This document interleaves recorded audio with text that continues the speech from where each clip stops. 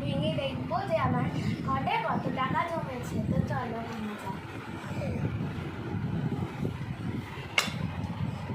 ভাঙতে মায়া লাগতেছে।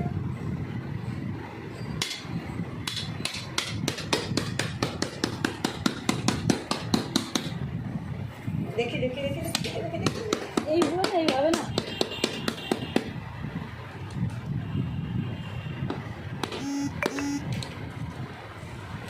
আমি ভাবছি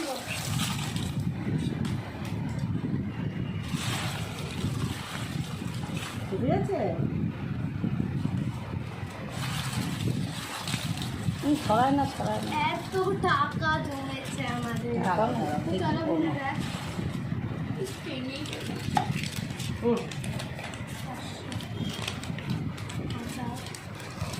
দেখেছো অনেক দিন ধরে জমানোর পরে এই টাকাটা আমার মেয়ে জমাতে পেরেছে।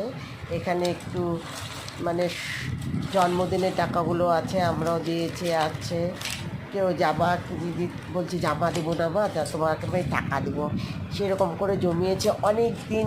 মানে বলে না অপেক্ষার ফল ভালোই পাওয়া যায়, তো অনেক দিন অপেক্ষার পরে বেশ টাকাই জুটেছে, খারাপ হয়নি।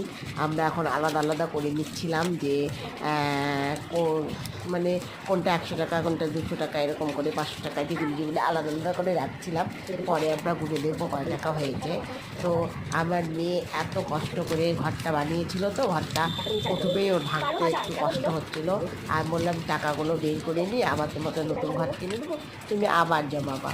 তো পরবর্তীতে দেখি আবার জমাতে পারি কিনা। এখন তো সবাই দিয়েছিল, কারণ জন্মদিন করেছিলাম তো এই জন্যই টাকা পেয়েছিল। তো পরবর্তীতে আবার যদি জমাতে পারে তাহলে ভালোই হবে, জমাবে।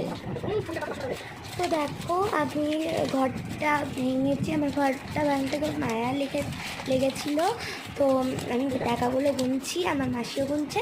তো আপনাদের চ্যানেলটা তোমাদের কেমন লাগে কমেন্ট বক্সে কমেন্ট করে জানাও, আর এটা কেমন হয়েছে সেটাও বলো। আর আমাদের চ্যানেলটাকে ভালো লাগলে লাইক আর সাবস্ক্রাইব আর কমেন্ট বেশি বেশি করে করবে।